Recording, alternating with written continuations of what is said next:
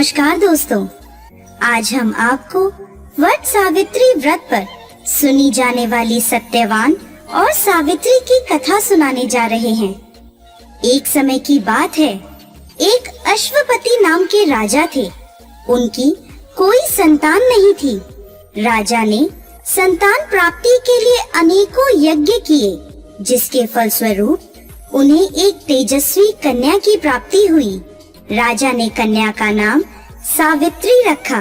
समय बीतता गया और सावित्री विवाह योग्य हो गई।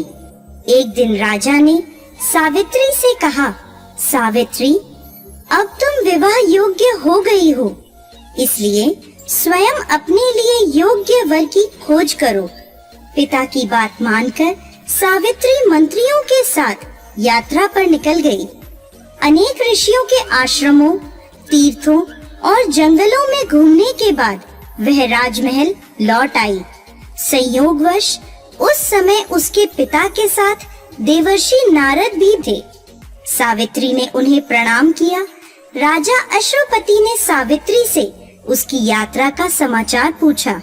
सावित्री बोली, पिताजी, तपोवन में अपने माता पिता के साथ निवास कर रहे सत्यवान मेरे लिए योग्य हैं। मैंने मन से उन्हें अपना पति चुना है। सावित्री की बात सुनकर देवर्षि नारद चौंक उठे और बोले, राजन, सावित्री ने तो बहुत बड़ी भूल कर दी है। यह सुन अश्वपति चिंतित हो गए और बोले, हे देवर्षि, सत्यवान में ऐसा कौन सा अवगुण है? इस पर नारद जी ने कहा, राजन, सत्यवान के पिता शत्रुओं के द्वारा राज्य से वंचित कर दिए गए हैं। वह वन में तपस्वी जीवन व्यतीत कर रहे हैं और अपनी दृष्टि खो चुके हैं।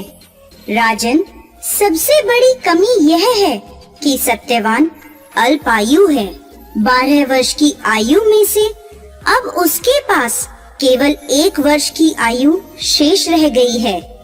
नारद जी की बात सुनकर अश्वपति ने सावित्री को समझाया कि वह किसी दूसरे उत्तम गुणों वाले पुरुष को अपने पति के रूप में चुन ले। सावित्री बोली, पिताजी, नारी अपने जीवन में केवल एक ही पति का वरण करती है। अब चाहे जो भी हो, मैं किसी दूसरे को अपने पति के रूप में स्वीकार नहीं कर सकती। पुत्री की हठ के आगे पिता विवश हो गए और सावित्री का सत्यवान के साथ पूरे विधि विधान से विवाह करा दिया गया। विवाह के पश्चात सावित्री अपने पति और सास ससुर के साथ वन में रहने लगी। जैसे जैसे समय बीतता जा रहा था, सावित्री के मन का भय बढ़ता जा रहा था।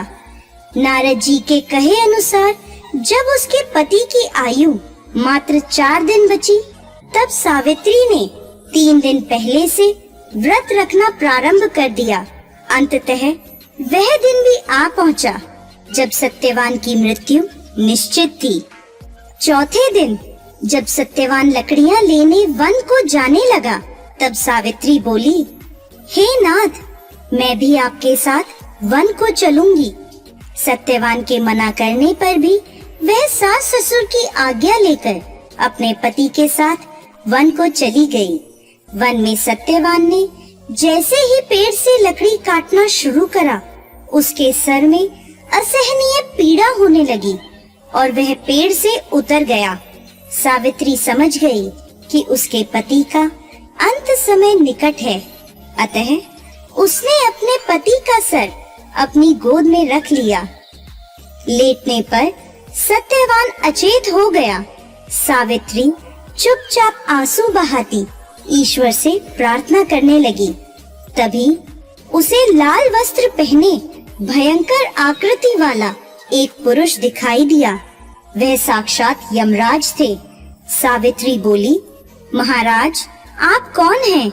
यमराज ने उत्तर दिया, सावित्री, मैं यमराज हूँ और तुम्हारे पति के प्राण हरने आया हूँ।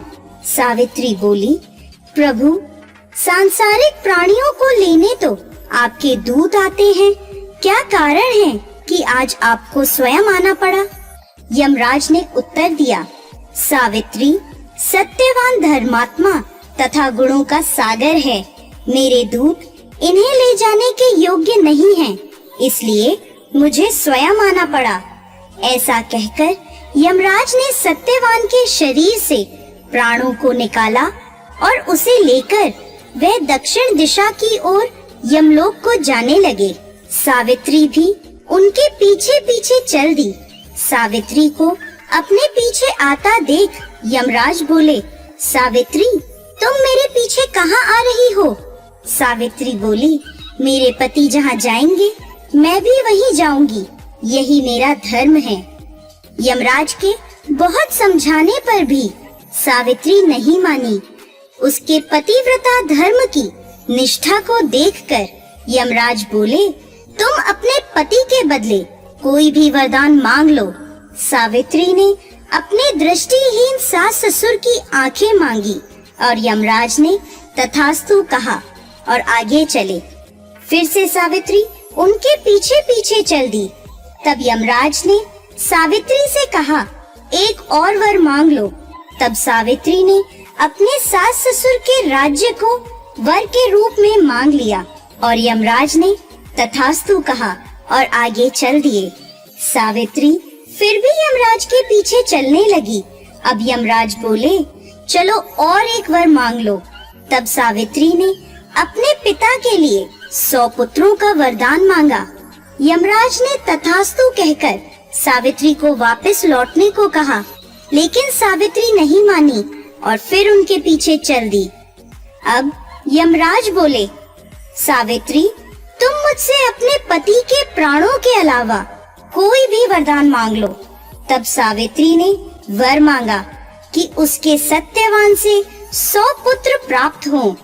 इस बार भी यमराज तथास्तु कहकर आगे बढ़ने लगे, परंतु सावित्री फिर उनके पीछे चल दी। अब यमराज बोले, मैंने तुम्हें सभी मनवांछित वर दे दिए, अब तुम लौट जाओ। तब सावित्री बोली, महाराज, आपने मुझे सत्यवान से 100 यशस्वी पुत्रों का वरदान दिया है और सत्यवान के बिना पुत्र कैसे संभव होगा? ऐसा कहकर सावित्री ने यमराज को उलझन में डाल दिया।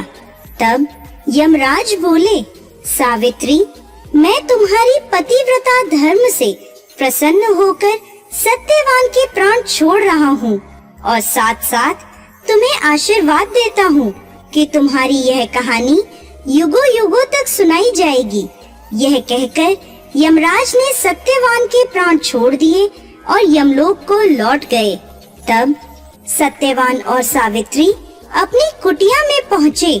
वहाँ उनके माता पिता की आँखों की दृष्टि भी लौट आई थी और उन्हें अपना खोया हुआ राज्य पुनः मिल गया था। दोस्तों, यह थी वट सावित्री की व्रत कथा। यह व्रत करने और कथा सुनने से विवाहित स्त्रियों के जीवन के सभी दुख दूर होते हैं और उनके पति को लंबी आयु मिलती है।